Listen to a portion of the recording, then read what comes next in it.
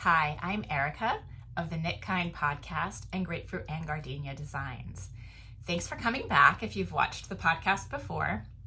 And if you're new here, welcome and thank you for tuning in. This is a podcast that is about the same thing as building community around a small local yarn store or fiber guild table, and a great way to connect with people who are local or not. We have people from all across the United States, North America, Europe, sometimes Asia, and I really appreciate the opportunity to build community where it's really centered around values. And by values, my number one is kindness, and that's it. It's really important to me to have a space that is safe for everyone who would like to participate.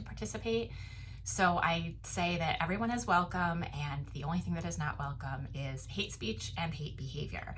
And other than that, it is a respectful place for people to come, gather, and find what we have in common, and be able to have healthy discussions about maybe what we don't have in common, because there's too few places in the world to do that. So it's centered around fiber arts, and what you'll find quite a bit of the time is that it is centered around natural fibers, wool in particular, small farm wool, and then also companies that are producing wool and wool products or fiber art products as ethically and responsibly as possible. I'm not perfect and I can't check everything about every company and every person that I mention, but I do really try to focus on people and companies who are as aligned with my values as I can know. So thank you for tuning in. And if you could give a like or subscribe if you do enjoy the content, and help us find other people. Even sometimes putting a comment underneath will help us reach more people. So the first thing you might notice today is I don't have anything on. And that's because I'm first going to hold up my latest finished object for you to see, and then I will see if I can put it on the podcast, or I'll, cut back in. It is still the slightest bit damp, but it's dry enough to show you. So this is my Strand Lines cowl that I have mentioned before. It's not my design. The design is by Nick Davis, and there is I'll put the link, as I always do, in the description below. I believe there is a name that he designs under, but Nick Davis Strand Lines cowl is how you will find this pattern in Ravelry. And I used my hand spun that I've showed you on previous episodes. That was, or is, Coopworth wool spun. It's a fantastic farm yarns fiber that I bought at a fiber show this winter and spun. And so this is a really unique design. I knit the larger of the two sizes, and I didn't gauge swatch. I just made sure I liked the fabric as I went, with the willingness to pull it out if I didn't. And I knew I wanted a larger size based on the design, the dimensions, and the gauge. So I did not mind if it was larger as long as I liked the fabric, and I'll show you why. If you know my designs, you also know I like things that either fit over the shoulders or can be pulled down so that they don't leave a gap at the back of your neck sometimes, even if they don't go over your shoulders, or can be modified to go over your shoulders, because that's where I get cold in the winter. And so I'm gonna see if I can put this on for you. Okay, now there are a number of ways to wear this, and now you see why I wore my bright pink today. So I can pull this size over my shoulders, and you can spin it all around. You can drape the neck like this. That's kind of neat. And then it's because it's a very simple knit purl design, and then ribbing down here and welts here. The inside and the outside are equally attractive in most cases.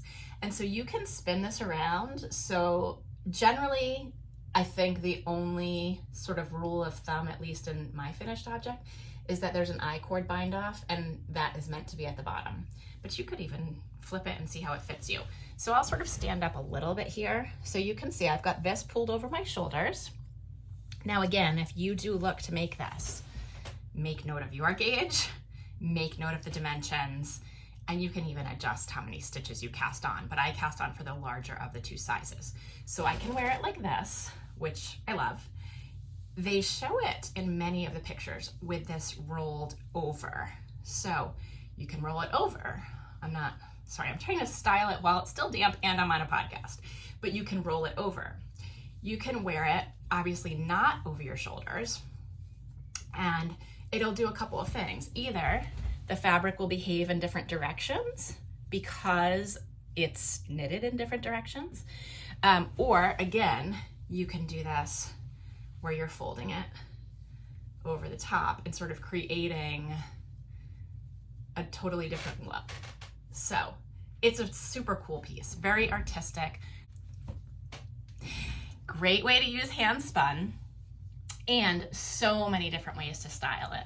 Oops, I'm inside out now. So I'll show you close up. What I did is this section here is all the first skein that I made out of two 2-ounce balls of fiber. So I used 4 ounces and I finished this first triangle section. And then I actually did start the next section with that as well. And what you do in the next section is when you finish your triangle, you join it together here and you start knitting back and forth, almost like you would sometimes in the heel of a sock or other kinds of knitting where you're joining pieces as you go, modular knitting, I guess. And so this top section here, which worked out really well, is this pink and mint green and kind of peachy spring color, a little bit of almost maybe a light gray in there. That's what I started with here. So you can see how the color carries over. And then when I get to this dark green section, this is when I went into a skein that was spun entirely from a 2-ounce ball of just the green with like a little bit of, almost like a little bit of a gold tinge to it. And then obviously, as you can see down here, this is when I finished this 2-ounce skein and then just started the almost like watermelon color skein. And I really like that look.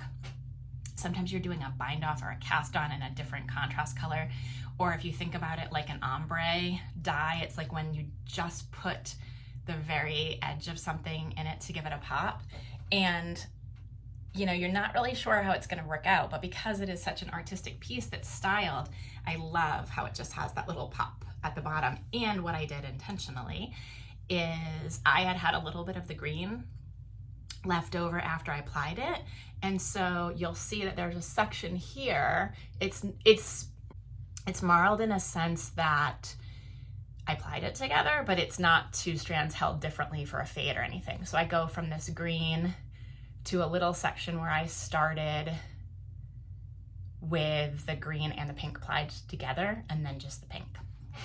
And so I haven't weighed it because it's also not totally dry, but I would say I have 4 ounces, 2 ounces, and then a little bit more. So less than 7 ounces, I think, for the whole thing.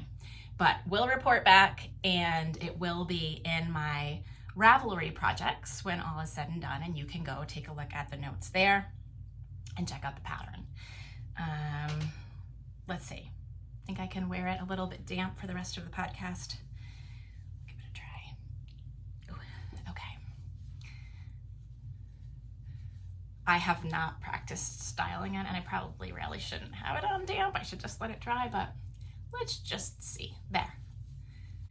I decided I didn't want to wear a damp cowl. Go figure. Didn't think it was a good idea to wear a damp cowl the rest of the podcast. So I just went over and grabbed one of my nourishment cowls out of my sample box that's behind me. Keep me a little bit warm because we are going to have a nor'easter here tomorrow. So I am outside of Boston, Massachusetts, and it turns out that May, I don't know, I guess we're actually getting spring. I've liked the true spring weather. I don't mind it to be a little bit cool. If you also have some flowers coming and some sunshine, and we needed the rain, so we're out of our drought. The Cape and the islands are not out of their drought, but we are out of our drought. So anyway, I welcome a little bit of chilly spring weather actually, but I need something today to wear. Okay, so what else I thought that I would do is give a little bit of a recap of New Hampshire sheep and wool. And I wanted to start by saying, I know you've probably heard other podcasters or people say this, but going to the fiber festivals at the beginning was certainly about the yarn and the vendors and learning more about wool. And it's still about all of those things, but it is also about seeing people who are becoming friends or have become friends in the fiber world. And it is really special. And if you have an opportunity in your area to go to some of these local festivals or yarn crawls or a fiber day at a farm that's just a single farm, I would highly recommend doing it and finding those commonalities amongst us, because that was so fun for me. So I'm going to show you a couple of acquisitions, but what I really want to stress is that going to these fiber festivals isn't all about acquisitions. Many times you can look at things, you can see them multiple times before you decide that maybe that's something that you do want to use. You can purchase mindfully. You do not have to go and just have it be a big shopping spree. You can learn about wool. You can see demonstrations, you can take classes, you can talk to shepherds and just learn more about what they're doing and why you might want to use their fiber in the future. And so I do all of those things and have just really enjoyed building some of these relationships. So I'm going to show you a couple of things today that I haven't shown before. Some things that I got to try for the first time, some things that I think could be of interest to people who generally watch this podcast. Okay, so I just showed you my Strand Lines cowl by Nick Davis.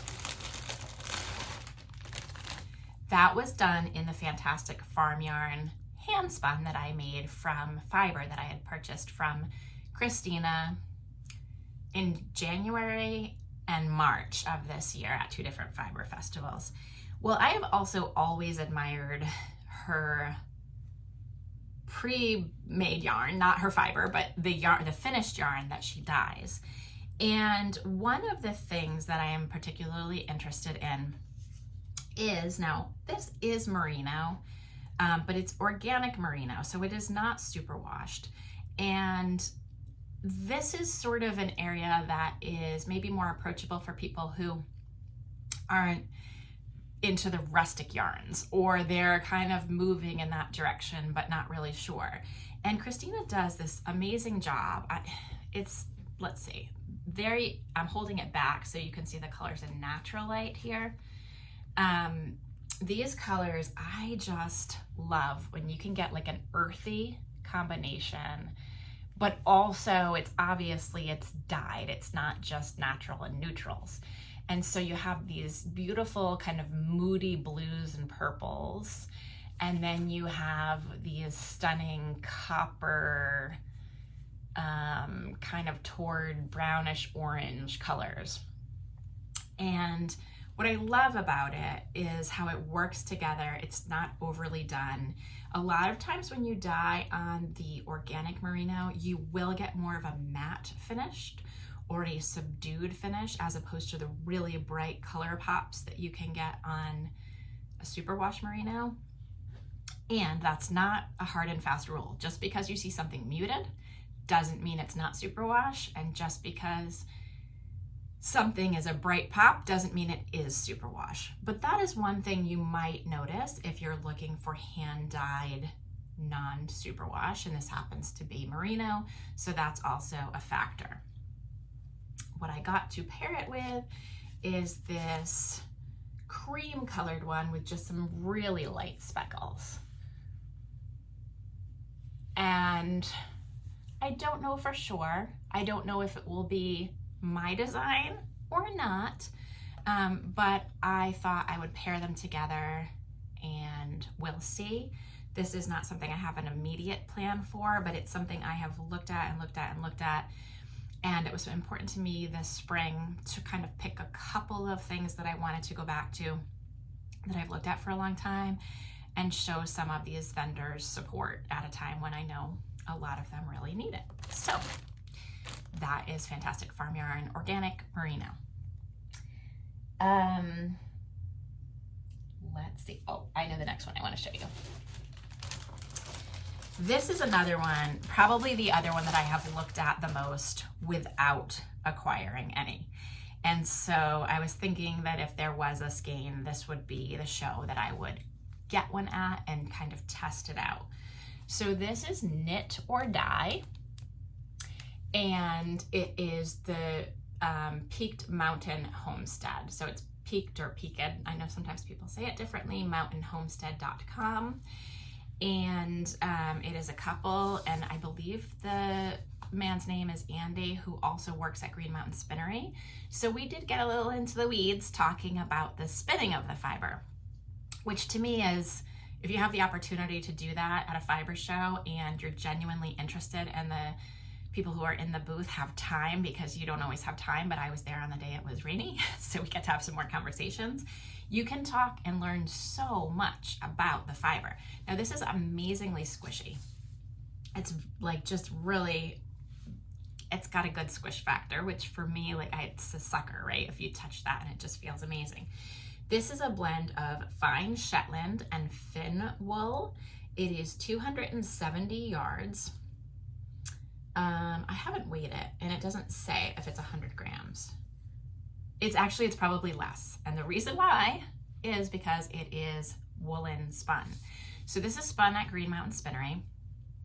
And the person I believe it's Andy, works there. So he was able to share with me something I want to share with you. And I think I knew this somewhere in my head, but it was fun to talk about it in front of the actual yarn. So what you'll see here is what almost looks like a single ply yarn, because it's not plied. But so see how you sort of have this almost like crinkled look to it, right? If you're looking here. And so if you look also, you know, with a plied yarn, you can literally untwist the plies and count how many there are. So here's what's really interesting. Can you see this? Can you see 3 unique strands, but they're not exactly plies. And so this is a 3-strand yarn in that you have 3 individual pieces of pencil roving going in for the spin at once. So this is what also makes, in some ways, makes the color. Here, where was that? Okay, so here you can see, these are the same colors going together, but you could put different colors in at the same time. And also, I'm assuming sort of the natural gray under some of this is the natural color of the wool before it's dyed. The other thing I love about this one, it's a bit hard to see here. It is extremely subtle, but really beautiful in the way that it's almost like an opal. So if you picture like the surface of an opal, not necessarily a fire opal, but just an opal that has that almost, iridescence isn't the right word, but the way that it captures like a mint green, a light pink, a bluish tone to it, that is the overall feel of this to me. And the colorway here is called Sea Glass. So what I'm curious to do, given the yardage and the fact that I do want to use it in a single project, I will most likely be making a cowl out of it. But what you can see here is it's just sort of subtle, but it's there. And I also love how wool smells, but I love how that can really go with so many things, and it's just going to be this gradual change. And I believe the way that all of theirs work up is almost like a gradient. So, you know, when you think about yarns and how they're dyed, and if it's variegated, how it's actually going to knit up, you will see in their booth a lot of projects, and you'll actually see how it works. And so I'm also curious. I was with Ona Woolton, and she picked up a natural one. So I have one with some color here. She picked up a natural one we were in the booth at different times. It just so happened that it was on both of our lists. And so as we split up and came back together, I was kind of laughing at the fact that we had gotten some of the same things. That tends to happen with, I think when you're on the same wavelength about working with local wool and designers and wanting to know more about the story of the spin and the process all along the way. So those were two that I have looked at so many times. I needed to put them on my list for this New Hampshire sheep and wool. Most of the other things I got were to design with, but I did somewhat unexpectedly get one piece of fiber. First of all, can you just even holding it up here, you can tell how amazingly fluffy and soft and just amazing this looks. I love fiber, I love spinning. I haven't had a ton of time to do it, and if you remember this winter, what I said was I didn't want to just start building a huge stash of fiber. And so I didn't have an intention of buying any fiber, but I bought this because it's extremely unique and it's extremely fairly priced, inexpensively even, and it was from the Shave 'em to Save 'em booth. And so I got, the story behind the animals and knew it was something where I was leaving with something amazing and I was supporting something that I believe in. And so that was part of the reason I went as well. So this is 26% llama and 74% Romney from Ewe and I Farm. And for 4 ounces of fiber, it was $20. And I love the color. It is like that sweet spot for me of something that's sort of in the brown family between like an espresso and a charcoal and a chocolate. And then in the gray family, that sort of medium gray tone. And it is so soft and foofy. And I loved the story about the llamas who, they're like guard animals, not guard hares, but like they will alert you if something is wrong on the farm or there might be a predator in the area. And so I really just enjoyed this blend. I can't wait to try spinning it. And I was happy to be able to support that, which is what makes fiber festivals what they are and why we are trying to use and support local wool and resources. So let's see. Okay, my one other purely personal indulgence is a skein of one-of-a-kind colorway from Kingdom Fleece and Fiberworks, which you have heard me mention before if you watched the podcast, and Liz and her story. And I am a ridiculous sucker. And I don't know when this happened. I always liked the color peach when I was young, but that was like a 1990s peach. This is in that family of like brick to clay, where it's sunset or sunrise. You really need to see it in natural light. So can you sort of see this variation down here? And like I said, this is the Surrey, and as much as I have worked with mohair, I've not worked as much with Surrey. A little bit of it, but not the ones that have been coming out more recently that are like just this thicker. So this was my other little personal purchase. What I did do with Kingdom Fleece and Fiber is work with Liz to revisit some fibers that we could use for a design collaboration, because the ones I had picked up from her this winter, she is no longer able to source the blue-faced Leicester that I was originally going to work with. So without getting into too much detail, I'll just let you know we are now going to work with some Hun Forest. And does this color look familiar? It's so beautiful. The variation, just the subtle tonality to it. And then what I did is I picked up a bluish gray, sort of a moody blue, and a white to go with it. And my intention is a 3-color shawl collaboration. I really love 3-color shawls. I have a shape in mind. I have some textures in mind, and so that is my intention for these. Putting it out there. Hope to have it ready for the fall. It's going to be probably one of my next design projects if I get a couple, especially if I can get a couple going at the same time. So actually on that note, let me point behind here. I did go to Ellen's Half Pint Farm and get a chance to show her this, so I can show you in a little bit more detail now.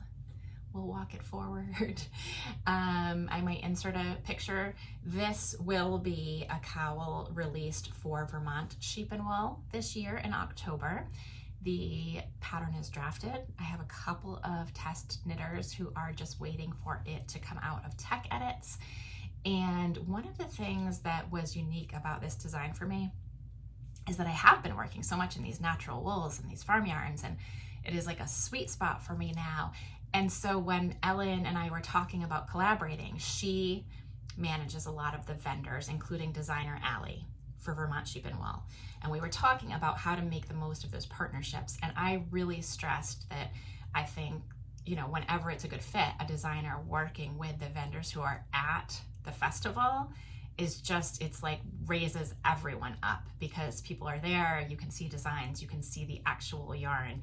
And working with small batch yarn as a designer can be tricky because that yarn might not be available. It might be available in very limited quantities. It might not be online. There's all these different things about it. So anytime you can bring everyone together in the same space, it just seems like a great fit to me. And so when I was looking at the bases that Ellen uses, she is an independent dyer. She has a farm space in Norwich, Vermont. And I looked at her bases and said, give me something that's completely different than other things that I am working with to, you know, do something new. And hers is really, it's about the color to me. It's about those things I was first drawn to with all of the independent dyers. And I wanted it to look fall-ish. So if you can see, actually, maybe I will just hold it up for you here. This is a blend of 50% yak and 50% silk in a sport weight, what I would say a light sport weight yarn. And look at those fall colors and look at the drape and the softness. And of course, you know, depending on how you turn it, you're gonna get different parts of the color and the way that the color pools without, it pools in a beautiful way, I think. It's gonna depend on your circumference, it's gonna depend on your gauge, but I mean, obviously, yak and silk are going to drape in an amazing way, and they are going to glow in an amazing way, and they're going to be soft, and they're going to be warm while being light. And so I'm excited about this piece. This is made with 2 balls of 50 grams each in 2 contrasting colors. Or, you know, you don't have to do high contrast. And it's not made to go over the shoulders per se. It's really meant to just be like an oversized drapey cowl that you kind of pull out and cover the back of your neck, but not necessarily pull over your shoulders. But I have a little addendum at the end that tells you if you want to, how you can adjust it to go over your shoulders. And you can really make a little shrug out of it. You will need more yarn. And we wanted to make a project that was 2 skeins of 50 gram yarn because it's a little bit of a luxury treat being a yak silk blend. And Ellen also has a camel silk blend that is basically interchangeable. So you can really treat yourself to kind of something a little bit fancier, a little bit nicer, more luxurious, and you can do it with just 2 balls of 50 grams each. And then if you want to make a bigger one, you can do that. You just have to adjust your stitch count as you go, and it's quite easy to do. And I'll have an addendum that tells you how many stitches are in the repeats so that you can do that. I like that method. I think that empowers the knitter to make choices. So that's Ellen's Half Pint Farm. So I mentioned Pict wool, P-I-C-T, out of New Hampshire, as a great option that they are doing the small batch spinning for people who have fiber and want it processed, and then they are making a limited amount of their own yarns as well. And one of the things, I think sometimes it's marketing, right? You see things a couple times, and whether or not you were drawn to them at first, you either start to be more drawn to them or not. And one of the things I'm being more and more drawn to every time I hear about it is the Jacob wool in the tricolor. So if you look at this, this is a sport weight yarn, and the Jacob wool, the Jacob sheep are the ones that have the horns, and then they have like the patches or the polka dots almost. And so when a Jacob sheep is shorn, you can separate the colors, or you can put the colors all together. And obviously if you put the colors all together, you're gonna need to do fiber prep that will blend the colors in a more consistent way if that's what you're looking for. Or you separate them out into your whites, your browns. You can blend some of them and get a gray, and then you can get a 3-ply with the brown, the white, and the gray. I had to do it. So I took home 2 of these. I don't know, I hope I don't regret not getting like a whole bunch more, but I was really trying to be mindful again about my purchases, and I thought that 2 will be enough to do a more significant accessory with. These, in terms of, you know, budget and a special wool for an amazing price, in my opinion, this is a 3-ply sport that's 220 yards. Tricolor Jacob wool. It is called Hancock Rock Socks, and it's $22 for the skein. So I know a lot of work goes into these, and so I thought that that was extremely fair, and I didn't know what I wanted to do with it yet.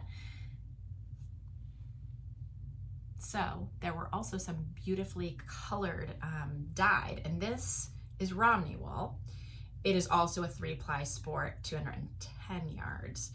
And so it's sort of that like greeny chartreuse, like I kind of think that could look really neat together in an accessory.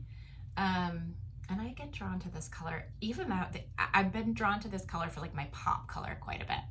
So Pict wool, again, possibly a personal thing, possibly a design, I'm not sure, but I got that to play with and was just really impressed and loved it. Spoke a little bit with Belle, who was working the booth, and we had a nice connection over just over their yarn and what they're doing, and then me sharing that out with people. So if you haven't had a chance to check out Pict wool, definitely check it out.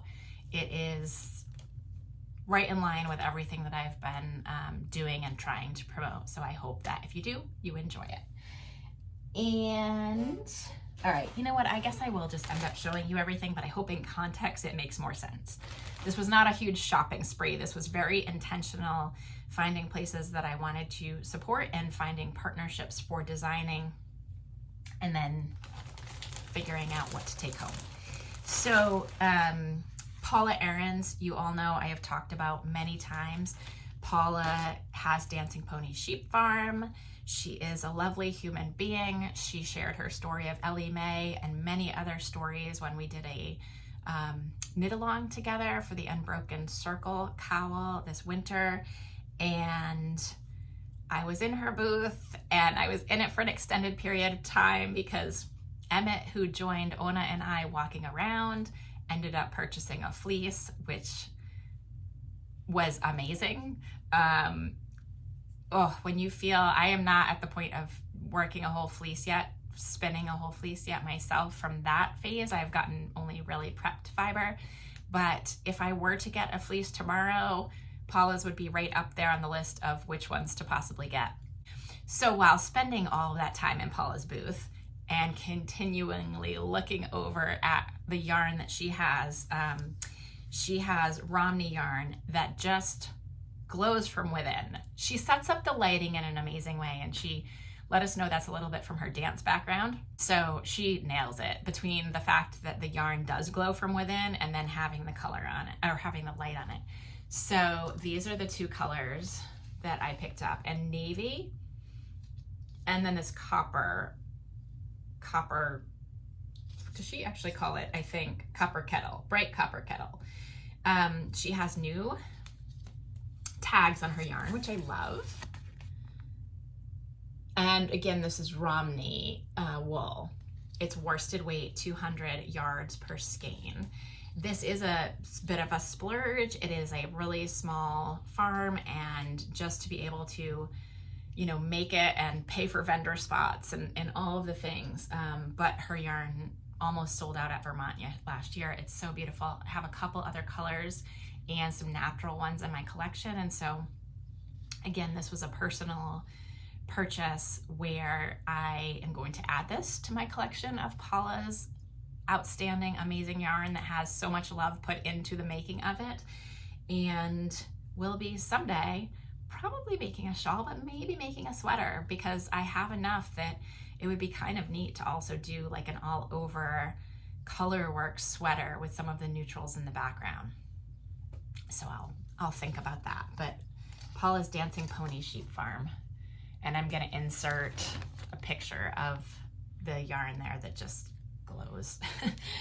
And then absolutely last but not least, I'm gonna show you quickly, because this will become a design. I don't know what, I don't know when, but I had to get myself a beautiful fall palette from Green Mountain Spinnery, our friends in, I think it's Putney, Vermont. Yes, Putney, Vermont, who have a woolen mill.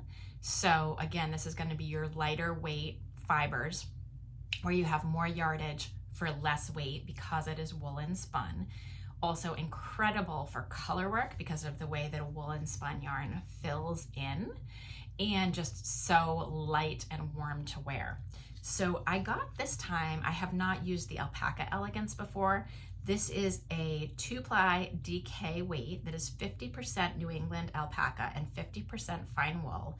All fibers grown in the United States, 2 ounces, 58 grams, 180 yards. So huge yardage for 58 grams. And I got a fall color palette. Isn't that beautiful? So I don't know, sweater, accessory set that becomes a swatch for a sweater, all possibilities. I am just really excited to see how it knits up. It feels amazing. All of their yarn feels amazing. I highly recommend it. It is a great choice, again, if you are looking at anything color work, if you are looking at different fibers. They have cotton blends, they have 100% wool, they have alpaca blends, they do have some limited edition blends that use very specific local fibers. Check out their website anytime. They are always a go-to favorite, and they have, you know, again, the smaller skeins. So if you're doing color work, it's really a great way to pick up a whole palette for your color work, and just love it. It's great wool, great people to work with. So those are all of the things that I got in New Hampshire, both for designing and for personal use. And I couldn't be happier with all of it, with all of the people. Were so lovely to speak with. And of course, there are many that I had conversations with that aren't, you know, here because we can't bring it all home. So I hope that either you've gotten to explore them, or maybe you found some that you can share with me and with other viewers that are your favorites. Put a little comment below if you discovered someone at New Hampshire Sheep and Wool that you just can't wait to work with their yarn or go back to or share. Also, one other thing that I have in progress, you've seen this before. This is my swatch that shall become an accessory for myself, but also is just a really informative piece of fabric that I'm creating with different farm yarns. And I have mentioned before that this is the Gulf Coast Native. Every time I hold it up in the light, I mean, that texture is knockout, and I will be using that texture. I have to say I do a mix of paying attention to what the final product looks like and what the process is like to actually knit something. So, you know, it is more tedious, obviously, to knit a texture like this. So I will think about what to put it into, but the end result is just amazing. And then I've played around with a few other textures and a few other farm yarns to kind of see how they knit up. And this one, you can see, actually, you can see it from here. This texture I really like, and it's quite subtle, but it is just interesting enough that I'm thinking that this could be the body of a sweater with this texture here. This yarn I'm using is the Leaf Livestock farm yarn, but it's sort of a test drive for using all different yarns and farm yarns and woolly wools, and seeing how the textures work up, and then figuring out, you know, for an actual design, what yarn could I use and what could I suggest as substitutes if I'm using small farm yarns or using larger producers. And so all these textures, aren't they fun? I'm gonna end up making myself a little cowl out of it, one that I kind of fold around. And I have some ideas of some things that we could do with farm yarns to have a little exploration together too. So I'm trying to work on all of that. As always, it's a lot to do when you are one person trying to write the patterns, get the samples made, do the marketing, do the social media, do a website, which I still don't have up, and all the things. But so many of us are in the same boat. So I hope that you enjoy sharing these special yarns, the special people, the stories behind them. I know I have omitted some from today and from New Hampshire Sheep and Wool, and it's only because there's only so much time and I can't mention everyone all the time, but I know that I do love and appreciate all of the vendors who go to these shows and who spend so much of their time doing what they do so we can do what we do, and really collaborating together. And it's the partnerships where people take care of each other that mean the most to me.